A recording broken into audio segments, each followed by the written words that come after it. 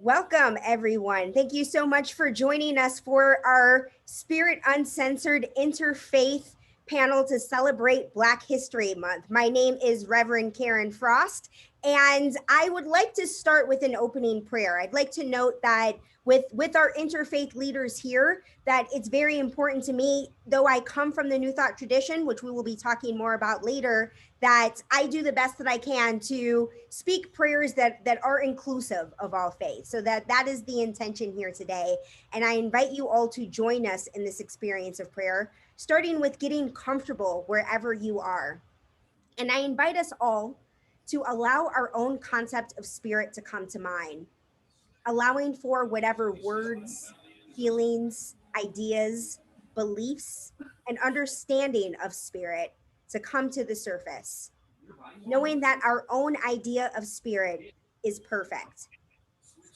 Spirit brought us together today for a divine purpose. Each one of us has our own purpose for being here, whether it is to educate or be educated, understand or to be understood, to love or be loved. We are all here for a reason. And I am so grateful to know that whatever purpose this event is meant to serve is being served. Our conscious choice to show up and participate in an open, loving dialogue about our individual faith traditions demonstrates and creates more love across the entire planet. I am so grateful to know this, to speak this, and to allow it to be so. And I invite each one of us to close this prayer with the word or phrase that we are most comfortable with. I choose to close this prayer by saying, and so it is. Thank you so much for joining me, everyone. And I also would like to note that Reverend Raymont, who is serving as one of our panelists, is also doing some interpreting for us as well.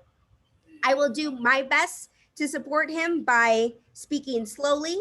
Maybe that might be a recommendation for us as well, to do the best that we can to speak slowly to make that easier. And I will also be putting information in the chat, and each one of us is allowed to contribute in whatever way in the chat. We can put our own comments, engage with each other. The chat is here and available for each of you. So I'd like to start by introducing the philosophy of Spirit Uncensored. We teach love as a religion.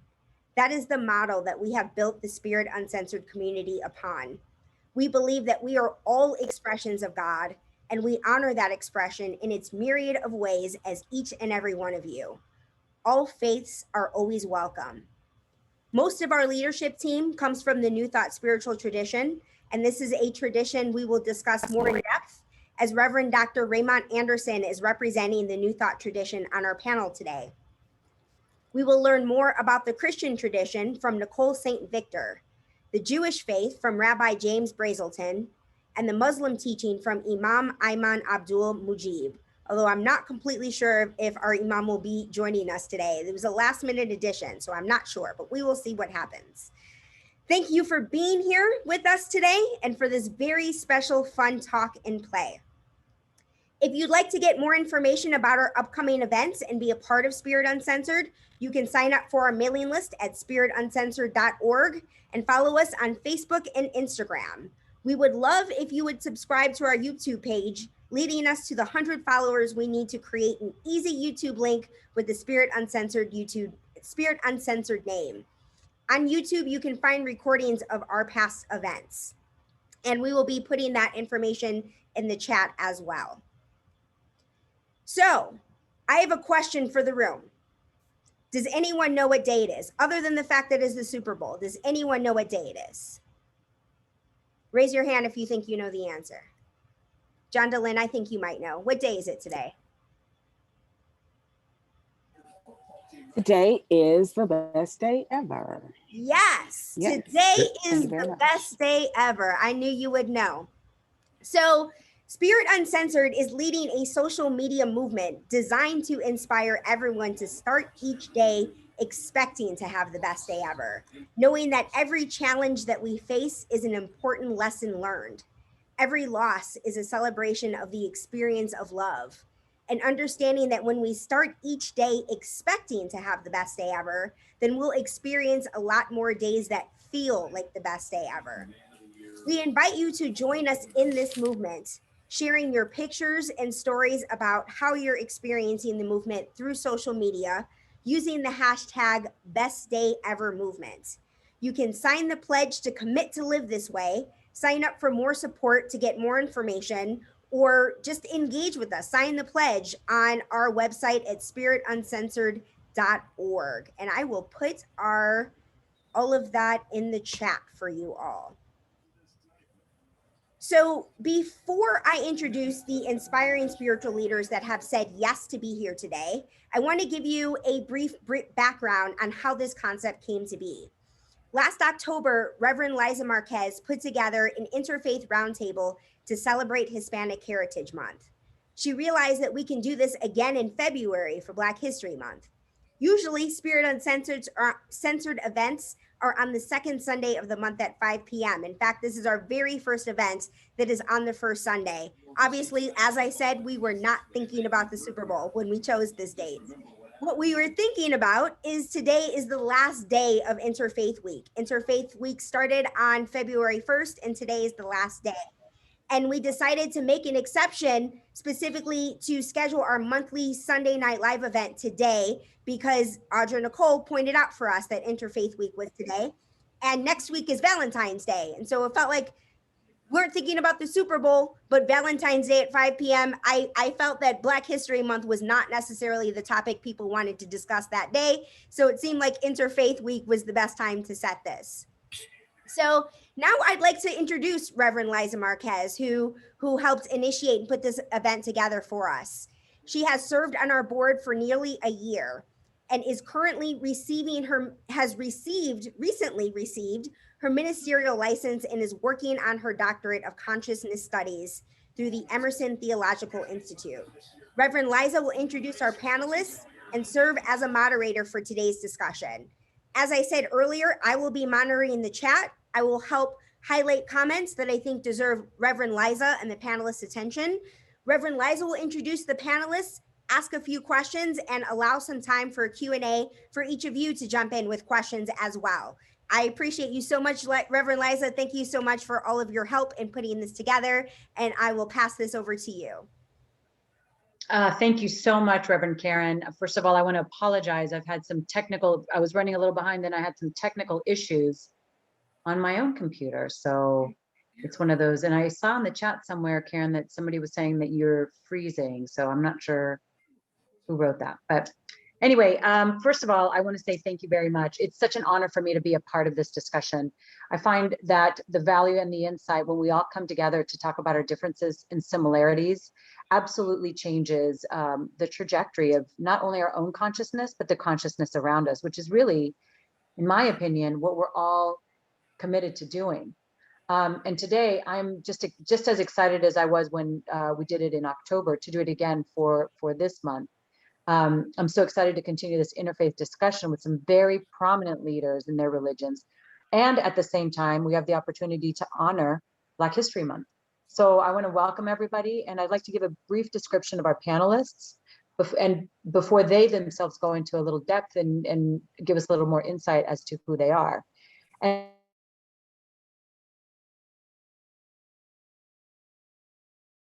also, as Karen mentioned, on the panelists and also other events that are coming up. The first panelist that we have is Nicole St. Victor. She is currently an affiliate professor of music and the director of multicultural engagement at Trinity Christian College. I'm from San Antonio, Texas. We have a Trinity University. But that is not where Nicole is. She is actually at Trinity Christian College. She is a two-time Catherine Yonker Award recipient at Trinity Christian College, as well as the recipient of the Faculty Award for Advocacy and Racial Reconciliation at Western Theological Seminary. Nicole has an ardent passion for keeping open dialogues with organizations and with leadership to press the conversation of inclusion, opportunity, equality, and anti-racism. We are so honored to have you here with us today, Nicole. We also have Reverend Dr. Raymont Anderson. He is a senior minister at the Centers for Spiritual Living in Baltimore, Maryland, as well as a speaker, a teacher, a mentor, an author, and a self-awakening enthusiast, which I am right there with you. I think that is exactly what we all are here today. So thank you for expressing that, because I might have to actually take that from you and now decide that I too am a self-awakening enthusiast. Dr. Anderson has written 2 books, Moving Mountains, The Journey of Transformation, and Visual Music, Interpreting Songs in American Sign Languages. And you can see he is doing that here for us today. And he has currently completed his 2nd draft on his 3rd book, which he deems is really a handbook on living a spiritual warrior life. We are so excited that you are here with us, Reverend Dr. Anderson, and that you are joining our panel. We have with us also Rabbi James Yahath Brazelton. He comes from us from Beth Shalom Banai Zaken, Ethiopian Hebrew congregation in Chicago, Illinois. We've got a lot of people from Chicago, super popular. Rabbi Brazelton proudly served in the United States Marine Corps during the Vietnam War before being honorably discharged and awarded a high distinction of the Purple Heart, which is huge. Rabbi Brazelton has been a part of the Israelite communities from Chicago to St. Croix in the Virgin Islands. And since settling in his home at Beth Shalom, he has had the honor of serving in various capacities and was ordained in 2012. And did Karen, did Imam Abdul Mujib, has he joined us yet? He has not joined us yet. I have not heard from him. Okay. Yes, Imam Ayman Abdul Mujib was a last minute person that had said yes to us. And I spoke with him personally on Friday, and he was set to come. I know that he had a prior engagement, and he said that he was going to be on here in his car.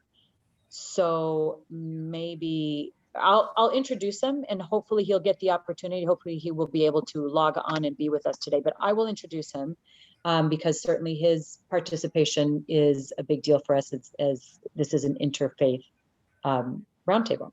So Imam Ayman Abdul Mujib is based here in Los Angeles at the Mashib Bilal Ibn Rabah and has been serving his community for some time. He was recently honored with the great distinction of being Imam of the Year by the American Muslim Multi-Faith Women's Empowerment Council for peacefully guiding his community through a difficult time.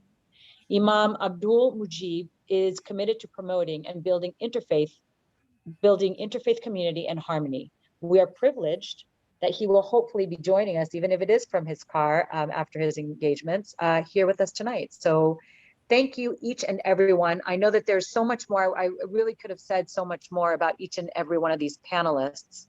And what I'd like to do now is just sort of take the opportunity to have them, whatever it was that I've missed or they would like to say, if I could take this opportunity to just have them add a little bit more about who they are and this calling that they have answered. So if I'm going to start the way I introduced the panelists. So Nicole, Ms. St. Victor, if you wouldn't mind giving us a little bit more background about yourself. Thank you. I bring to this conversation excitement. On Tuesday, our oldest son will be 22. He graduates from college in May. And our younger girl, who's in 8th grade, will graduate as well. My story is deeply woven in the journey of family, and so that's important to me. I'm also a person about freedom and freedom being accessible to all. So you'll often hear me say, be not afraid. That's the hashtag, that's the bracelet, that's whatever.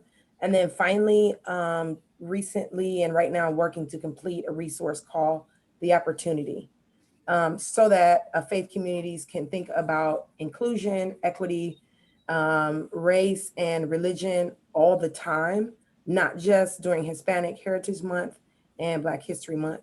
Finally, I'm a vocalist, that's my jam. I sing how I feel, and I could say more, but I'm excited to be here. Thank you for having me. Thank you so much. Thank you for being here. You look like you're in your studio. Are you in a studio? I am in my home office. Oh, all right. Yes, I do have studio stuff around me. Yeah. That's what it is. Perfect. Thank you so much. Appreciate it. Reverend Dr. Anderson, if you wouldn't mind letting us know a little bit more about yourself as well. Yes, my pleasure. It is an honor to be here. And if you cannot tell by the surrounding in which I am very deeply steeped in the nerd life of superheroes and mythology. I am very much in the realm of what does it mean to live a life of mythic proportions, not playing small, because I was trained or indoctrinated to play small, to be an insignificant individual.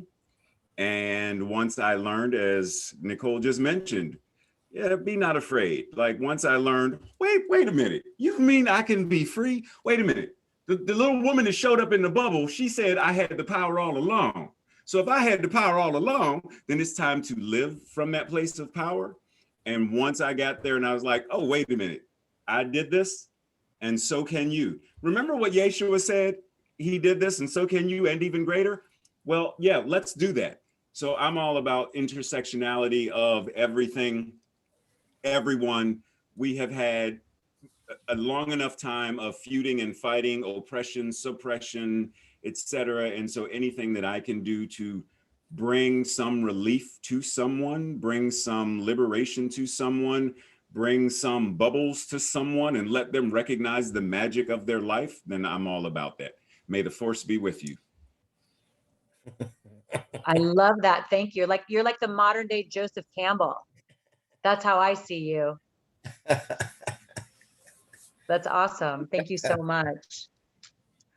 Rabbi, I would love to hear from you as well. Thank you so much for being here. Really appreciate it, especially like I know you're in Chicago and it's freezing here. It is 7 o'clock. It's extremely cold here. It's like with the wind chill factor is 20 some odd below zero. And I tell you, it's cold. Yes, my car acted like it didn't want to start this morning. However, this is still Chicago and I'm here.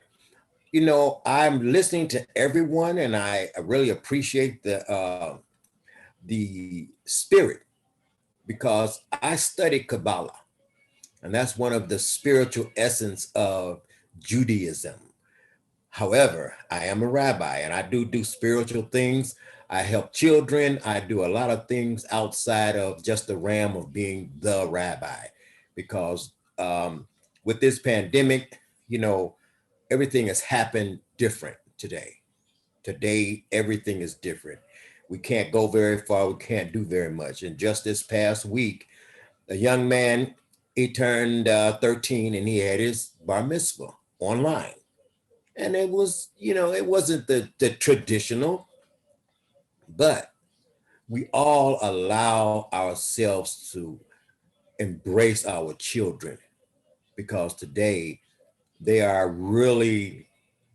suffering spiritually because they need that activity, just like all of us need that activity. We are social creatures and we need that social bond, just those little bitty small, hey, how you doing?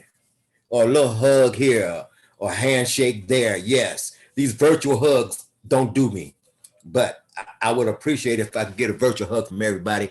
Hey, just a nice little virtual hug. It's okay. You know, and I just told the Reverend that I just took my crystal off just a few minutes ago. However, we are a African people. And by us being an African people, we have been a spiritual people from the time that we came to this shore. And we will always be a spiritual people. Thank you. Thank you so much for saying that. I gave you a huge virtual hug, by the way. I don't know if you saw that, but I did because you asked for it. Hey, I need it. Don't we all though? Hey, we need a hug right now. We need we need, you know how you see the world where sometimes there's like those arms around it? Like actually truly do need that. And I think this is exactly why we've decided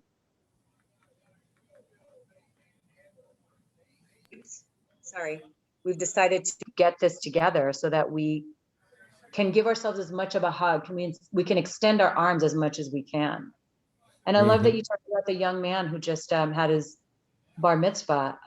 My children are around that same age, so we've attended a few virtual online, and I think it's interesting how, as humans, we have the ability to pivot, you know. And I think within this pivot, it's the realization of what are we going to do with our consciousness?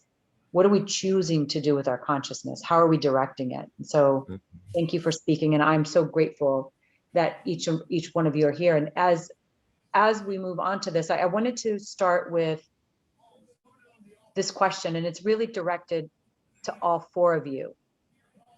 We are currently living in a time heavy with social unrest. How do you see yourself both as a person and as a Black spiritual leader navigating during this time and for your community? As a leader, you're responsible in a way for the direction of your community, the direction that your communities will go. Do you feel that responsibility? And how do you see, is there a difference in being a person and a spiritual leader? And I will offer that you guys jump in. However, this question is actually meant for all four of you, and I would love to hear from all four of you.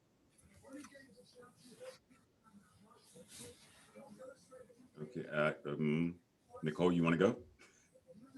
No, Anderson, you look like you ready. Okay, so I'll start with the last thing that you mentioned, this idea of, is there anything, for me, I don't see a separation between being who I am, what I am, and being a spiritual leader.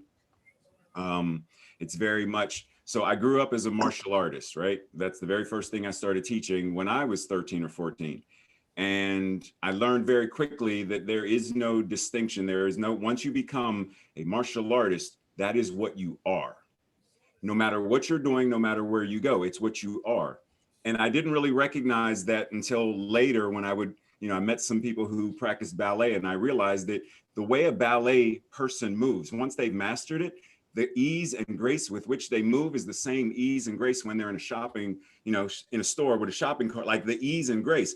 And I'm sure that Nicole will vouch for this, that as a musician, as a vocalist, you are able to hear music where other people hear noise, and you hear rhythms, and you hear, the syncopation of stuff. And it's like, oh, wait a minute, jot that, like, because once you are in it, you're in it. So this whole idea of being a spiritual person, being a spiritual leader, it's one and the same. Now, in terms of guiding a community, that's their job. My job is to point the direction. My job is to say, like, this idea of, so what are you seeking? You greater health, greater well-being, because we already know you can lead a horse to water, but you can't make it drink. So as a spiritual leader, my job is to say, the water is there, let's go. Oh, do you realize that you have these weak spots, you have fears, you have blind spots, you have whatever it is that's holding you back? Because I can scoop the water out, put it in a cup, and put it in your hand, and you could still say, but there's amoebas in it, I don't want to drink it. And you're still going to push the water away and let dehydration take you over. So I can't do that for you, right? I can't do that for you. Someone such as the Buddha, Yeshua, like they couldn't force people to do. The Reverend Dr. Martin Luther King Jr. couldn't force people to do. Gandhi couldn't force people to do. We can't force people to recognize, to understand who and what they are. All we can do is walk the walk to the best of our ability and demonstrate that there is a higher, better, more effective way of living. Now, social unrest, there's a lot of it, and we've sort of tapped into the idea of how do we pivot? And one of the things for me as a metaphysician, I always point out to my community that we are metaphysicians. And in the Judeo-Christian Bible, Yeshua said, physician, heal thyself. And so I bring it back and say, what is our job if we are physicians of our lives? We are here to tend to and nurture and care for. We are to be like the Good Samaritan. We are here to support and care for each other. It takes a village to raise a child.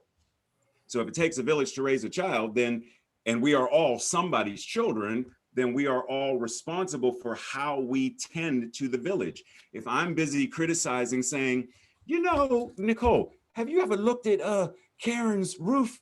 She needs to tend to her roof. And Nicole should say to me, Ray, do you tend to your roof? Right? So it's easy to point and blame and say what someone else should be doing. But as a spiritual leader, it's my responsibility to do the work in me so that I can then demonstrate it to others. And in the time of social unrest and dis-ease, how do I deal with, as the rabbi mentioned, how do I deal with being isolated and unable to reach out and hug, reach out and touch somebody's hand? Like, if I can't do that, then what do I do? So I have to be very keenly aware of what's going on in me to then be able to avail myself to the community, to reach out, whether that's sexism, racism, homophobia, xenophobia, any and all of that. When it comes before me, like a doctor in an ER, the doctor in the ER has no idea if it's a shark bite, a bullet wound, a lightning bolt. They have no idea what's coming in till it gets in there. And their job is to assess the wound when they get it and then do the best they can to restore that person back to health, wholeness, and well-being. That's our job during this time of social unrest, and I am complete. Well, I like to say one thing, and that's this. Social unrest is very, very difficult because right now I've marched and I've, protested.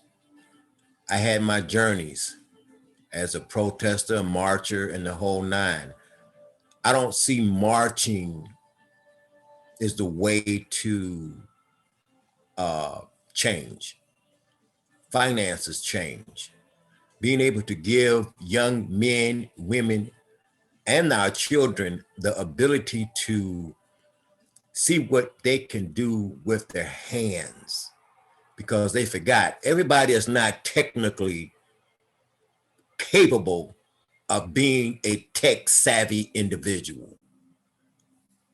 Everyone can't do that, but everybody wants to be that, or they want to be a drug dealer, or they want to do some other foolishness that has been engrossing our communities in Chicago and in Atlanta and in St. Louis, probably in Philadelphia, these carjackings and all of these different types of unrest. See, we can talk about the unrest with the killing of young and some older African-American men.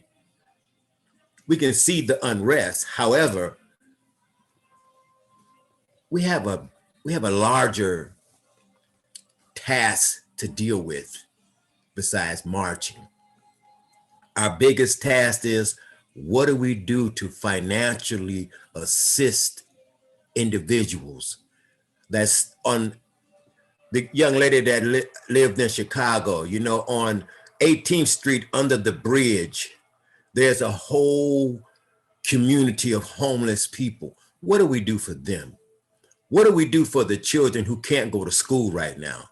What do we do for the young men who don't know how to even nail a nail into the wood? What do we do for those who don't want to be a janitor, but we need janitors, or we need plumbers? We need everything that the society has to offer, but no one wants to give it. No one wants to do it. At our synagogue, I said just the other day, I said, we have to stop vaccine shaming individuals. If you want to take the vaccine, take the vaccine. If you don't want to take the vaccine, don't take the vaccine. But don't shame someone because they want to or they don't want to. We have a big job to do. And our job is to find out. When you mention Yeshua, I understand what you are saying about Yeshua. However, he only spoke on a level that the young people could understand. And that's what we have to do today, is try to get our young individuals to see the spiritual essence of how to move forward because they don't know how to move forward. They think, doing what they're doing is gonna actually get them to the next level. But most of them, and a lot of them, are gonna go to jail because it's already preordained for them. If you don't have them by the 8th grade, what's gonna happen to them? If you don't spiritually connect them to some type of awareness. And that's where we are in our society. I don't know about someone else's society, but I know about my society.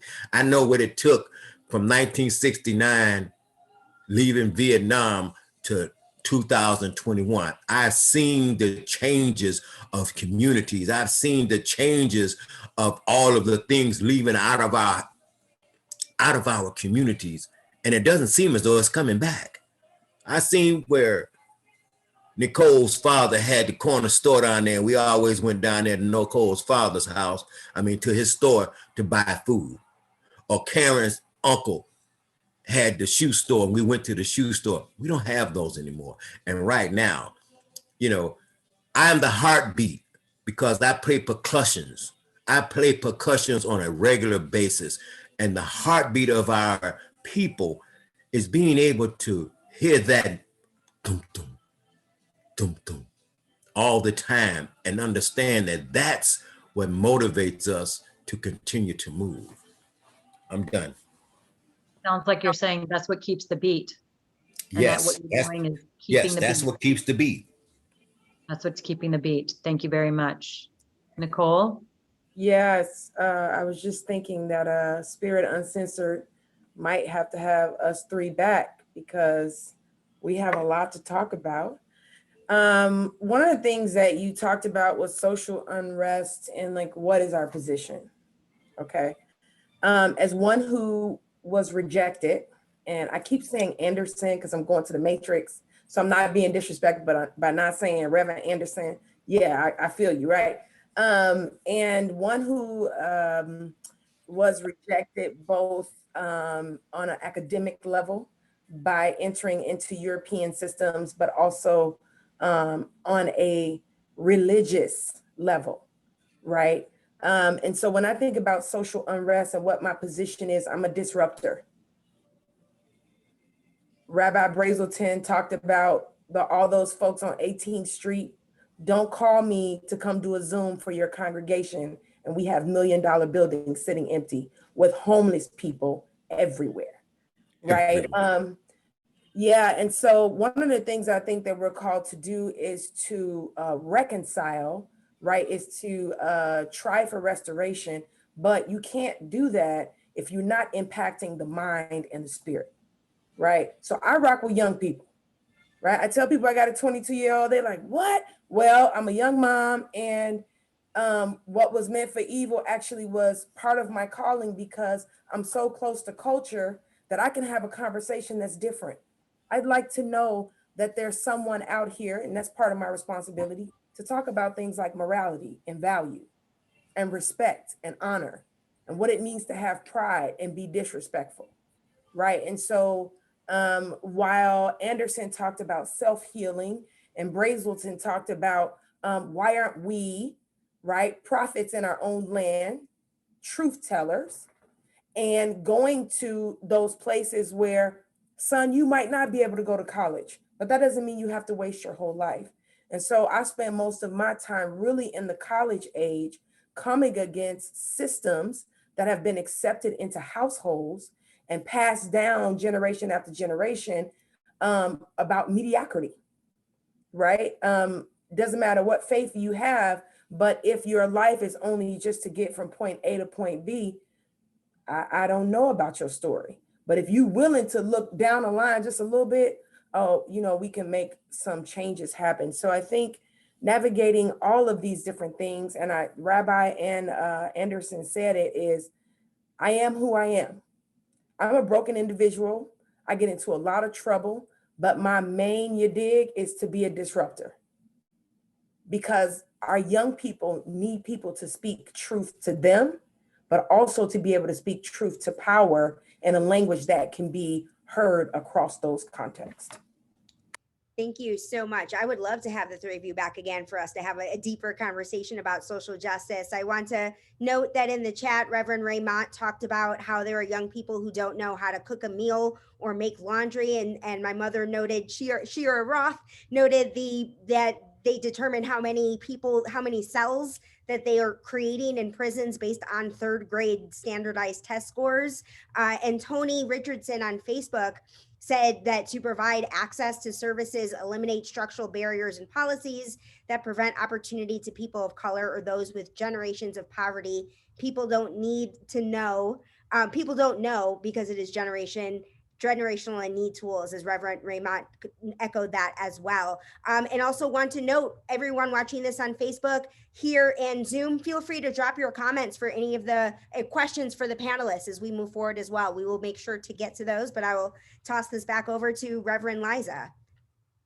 Thank you, Reverend Karen. Such great points. And what I really heard in this last question, and I absolutely love, I don't mean to pare it down because a lot of amazing things were said, but we've got disruptors, spiritual warriors, and beat keepers. And we have to remember that as we look upon to our leaders, that we also look upon others to do, ourselves. Like, we look to others to be guided and to be led, but the responsibility is really within ourselves to continue that path for others, because regardless of how we sit or what our title is, there is someone always looking.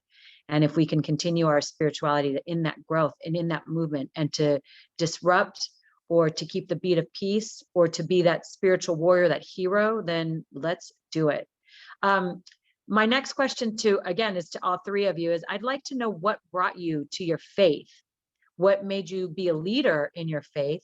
And did being Black have any, did that inform your decision at all? I'll jump in quick because Rabbi started laughing, so his answer is probably really interesting.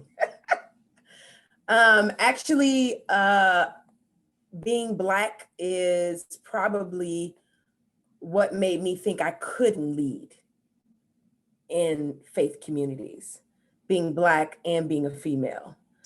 People were attracted to my giftings, but didn't want to be in relationship with me. However, I think it might have been Anderson who said, bubbles? Okay. The more that I had folks like Miss Roth start speaking life into me, then I began to understand, like, wait a minute, you're not just going to be a single mom, uneducated, only able to do customer service. There's actually a plan for you. And if you're willing to take a risk and trust the community around you, which my heart breaks a lot of the times, at that time was not my African-American community, because I was going against the grain. I was weird, like Karen said about her North Side accent, right? I'm on the South Side of Chicago from Inglewood. Some of my family is, and here I am trying to figure out if I'm supposed to be in seminary or whatever. And I was being too white, right? And so part of what it is now is not so much me saying I'm a faith leader in a Black church, is I've been called to stand up for young people, to speak truth to power.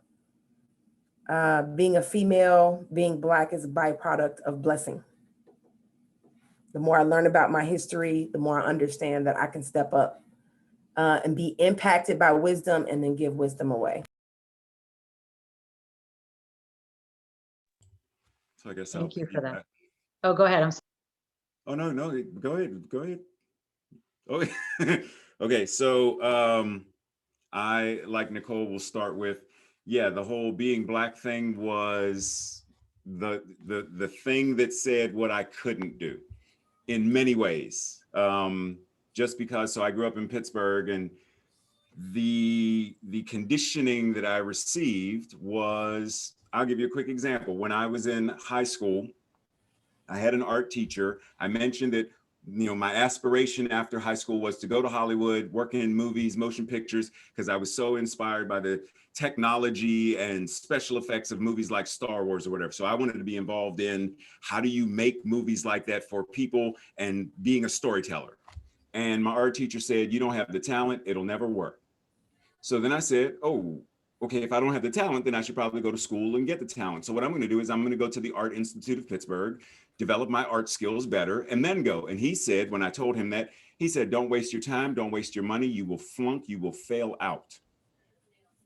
At which point I said, I'm going to do it just to spite him. So I went, graduated, whatnot, came back, told him, like this is 2-3 years after I graduated high school, came back and told him, and he said, oh, you were just lucky. So many times I would hear people, as Nicole mentioned, they would not pour into my life. They were chipping at the bottom of the vase so that whatever was being poured in was leaking out at the bottom. Until many years later when my father had been in prison before he met my mother a second time because they knew each other's children. He met my mother after serving 27.5-year term in prison. He was given life, but because he was a model prisoner, they let him go after 27.5 years. And he had to, meet with his parole officer up until the day that he died, basically. And so my father was like, look, dude, you have a choice. I don't care what life brings before you, you have a choice. And now at this point, I'd already been teaching martial arts. I started teaching martial arts when I was 16. I never identified myself as a leader. However, after my father mentioned this, and I then go to college and other people mention it, they're like, well, you do already realize you're already leading. Look at how many young people you're already teaching. And then I became a public school teacher. And the students that I had, all of the other teachers were like, don't let Dion in your class. You know he's a devil worshiper. Don't let that kid in your room because, so I was like, wait a minute, what is this? So all of the untouchable children, all of the children whose names shall not be spoken, those who were curses to their teachers, I was like, look, I don't care what it is.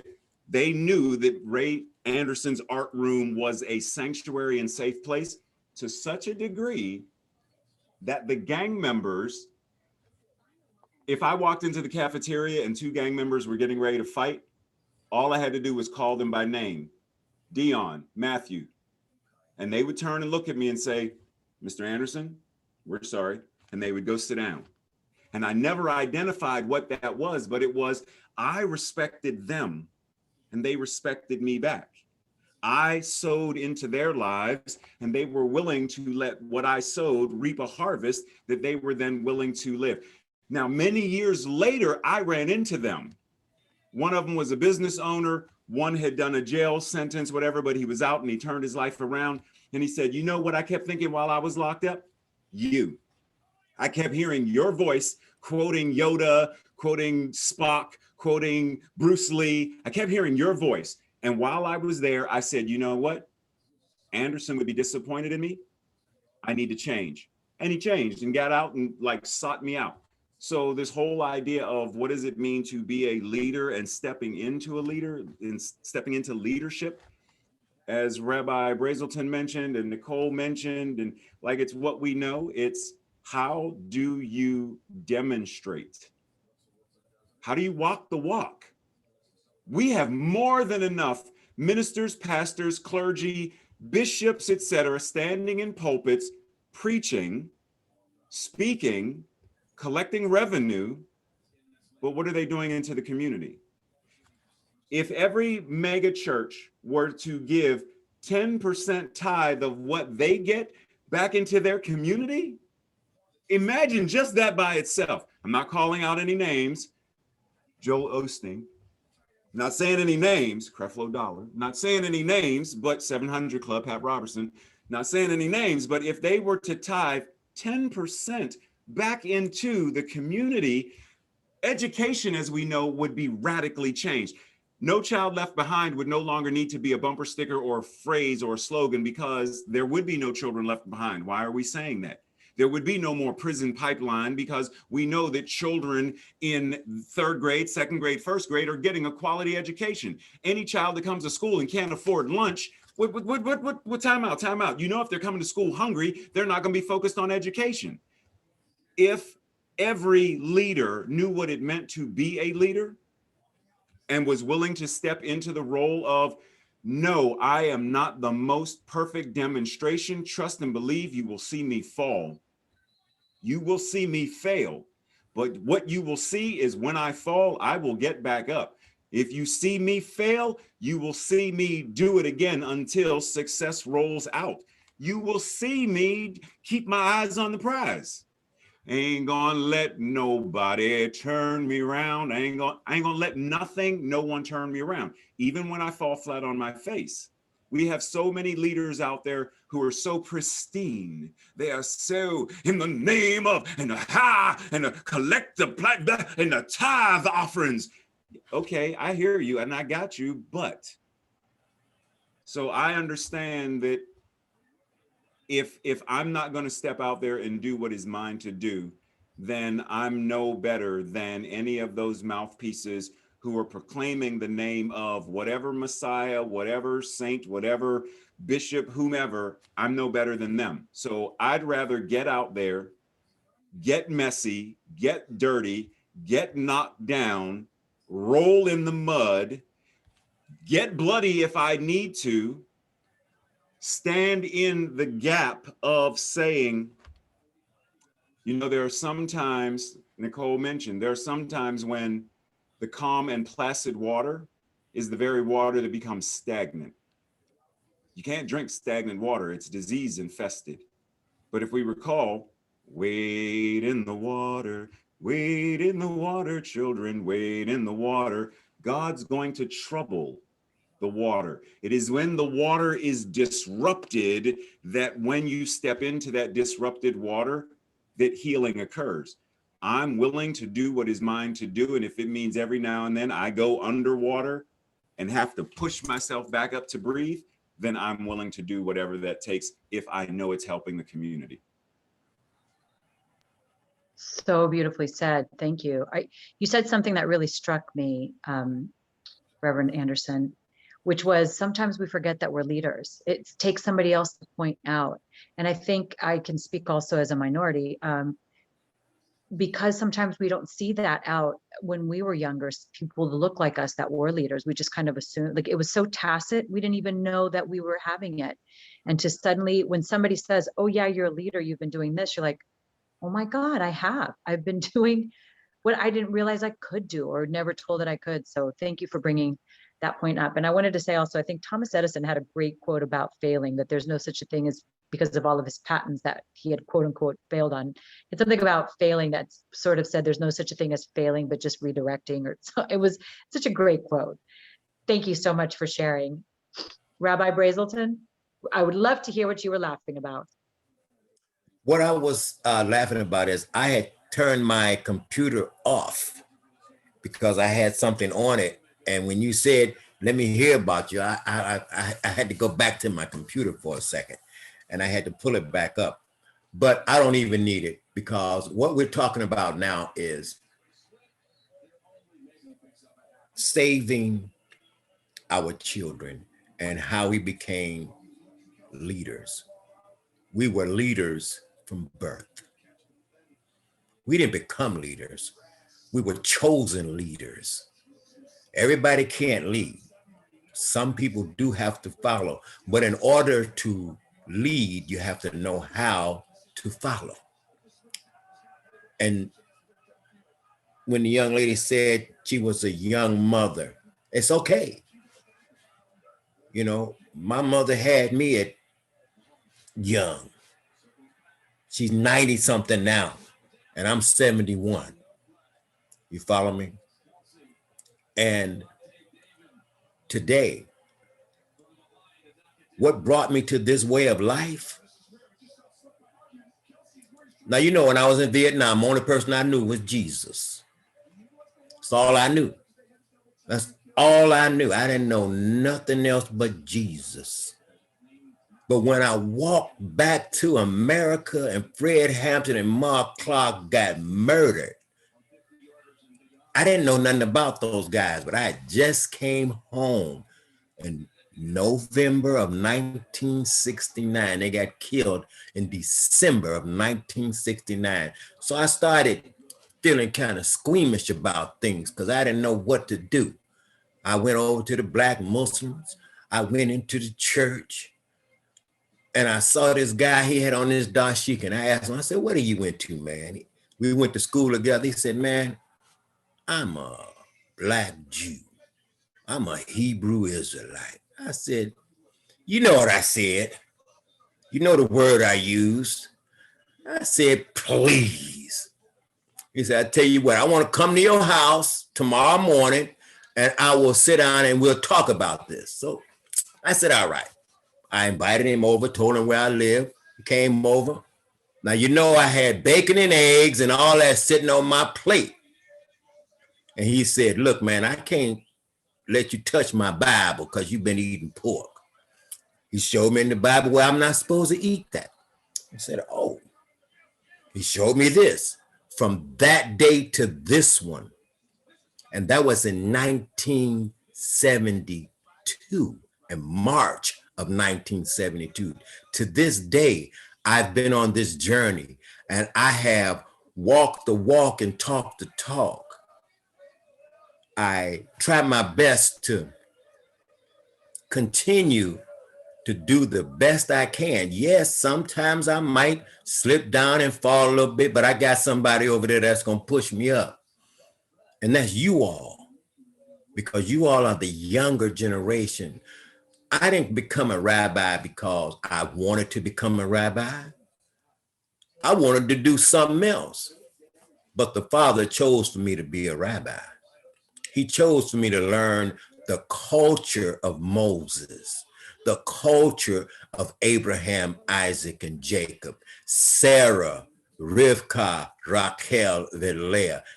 Showed me how to look at that and try to bring it to my children and to bring it to others, because we are a people, have nothing to do with religion. We are a people and we are an African people.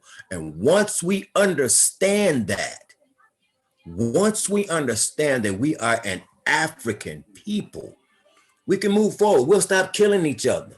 We'll stop bastardizing things. We'll stop looking at the colonialistic doctrine that keeps us behind and start looking at what's going to make us move forward. Because moving forward, you know, a lot of people, is a boy, he's sitting in this rocking chair, always rocking this rocking chair. And there was a nail in the rocking chair, but he kept rocking on the rocking chair. And I said, man, don't you know it's a nail in that rocking chair? Don't you feel that? He said, yeah, I feel it. But it's all right. It don't hurt no more. And that's where we are. It doesn't hurt anymore for us to stay in this pain, to stay in this state that we're in. In order for them to stop killing us, we have to do what it takes for them not to want to kill us. I can get stopped by the police. I can get stopped. I got stopped one day and I said, he said, your license plates is this, that, and the other. I said, really? He said, yeah. I said, I have 3 cars and I just got into this one because it was snowing. I didn't even know. He said, all right, just go get your plate sticker. See, we have to know how to talk to these people. It's not about having your hands on your steering wheel. It's about how you address them. Yes, you can. There's a part in the Proverbs that says you can spit on a flame and put it out, and you can blow on it and it'll get bigger. You see, and that's what a lot of our people do. They blow on the flame and the fire just gets bigger and bigger and bigger. We have to understand that we are a people, we are a nation, and it goes far beyond religious connotations, because if we drop all the religion, we drop Christianity, Islam, Buddhism, Judaism, we drop all of them put them out the picture. We are one people. We are all the same, because when they look at us, they don't look at us no other way. They look at us as them, And by me being in this way of life, I know what I have to do. I just have to continue on this road and build the bridges that separate us. And as long as we build those bridges, because the bridges are hard. Anybody been to San Francisco and been across the Golden Gate Bridge? That's a big old bridge, ain't it? And you wonder, how in the world did they do this? I went down to Petra in 2019, and that's in Jordan. I've never seen nothing that was carved out of the side of a mountain, a city. Unbelievable. They didn't have the modern technology that we have, but they were intelligent, because they looked like me, they looked like you, and they had the intelligence to do what they did. And then we went to Egypt right after we left Petra. And when I went to Egypt and I stood by the pyramids, I said, unbelievable. How did they do it? How? Because the modern technology we have, I don't think the intelligence that we have could even match what they did back then. So we have to reach our children in a totally different way, because the educational system that they are receiving just isn't enough for them. Because a lot of us, when we went to school, we was like, man, I don't feel like doing this, I don't feel like doing that. But we made it through. Some of them are not even getting past the 8th grade. So we have to really dig down deep and find a way to reach them, to pull them out of that deep pit. How? You all have to tell me. I don't mind going down there getting them. I appreciate you saying all of that. Really, all of your answers have been so insightful, and I feel like there's a lot for us to take away. So I'm so glad this is on YouTube, because this is one that I am going to go back and watch again. Tony asked a question in the comments that I think is too big of a question for us to get to, because we only have a couple of minutes left. So I'm going to answer it in a really lasered way. The question is, what can we do to raise awareness to these issues that are generational, and how can we build the tools? And I think what's happening right now is that we are raising awareness to these issues. The impact, these marches are a result of the fact that Americans are saying this is no longer tolerable. It is not okay for us to continue to do nothing about these issues. And I think that the conversation that we are having as a country has inspired events like this. Spirit Uncensored never had an interfaith panel. Part of it is because virtual allows us to. All of our panelists are not from Los Angeles. But the other piece of it is that, I never thought about creating something like this locally, because there wasn't really a demand for it. There weren't people who I felt like would attend something like this. In fact, when I was talking about the Black Lives Matter movement from the stage at the Global Truth Center in 2015, I got to a point where people were saying, here she goes again, every time I brought it up. So no one really wanted to hear me talk about this in 2016, but the conversation that we're having together as a country, I think, is shifting things. And this question around how do we build the tools is people are figuring that out now. I think we are looking at the problem in a way that we've never really looked at as a country in a I shouldn't say never, but it's been a very long time since we've looked at it from this way. And I think that these tools are being built, these steps are being taken, and the awareness is being generated. So panelists, thank you so much for all of your wisdom, your insight. I would love to do something like this again. So if y'all are down, I am down. Let's talk more about it offline at another time. And I will close us out. First, want to bring attention to the chat where I have the link for a donation. If you are enjoying this experience, enjoy what Spirit Uncensored provides, you are welcome to make a donation on our website. We are a nonprofit, and to everyone's point, we do tithe. Spirit Uncensored ties back to the community that supports us. And on top of that, I don't currently take a salary. My entire experience of serving as a senior minister right now is 100% a volunteer, and all of our Our team, the vast majority of our team are volunteers. A couple people get paid small amounts of money, like the bookkeeper is underpaid. So your donations go towards our underpaid bookkeeper and our underpaid marketing person. But as we move into prayer, again, I like to encourage to inspire, to invite each one of us to get comfortable in our spaces. Grateful for the fact that each one of us has chosen to participate in this event. And in this moment, I invite us again to bring our own understanding of the divine, to know that everything that needed to be said was said, everything that needed to be heard was heard. And I am grateful to know that this experience was a blessing for each and every one of us. Speaking a word of gratitude for every speaker, attendee, and organizer for bringing their love, time, energy, and authentic selves to this experience. I speak a word of blessing for every donation made and every decision being made to ensure that each penny is being used for good.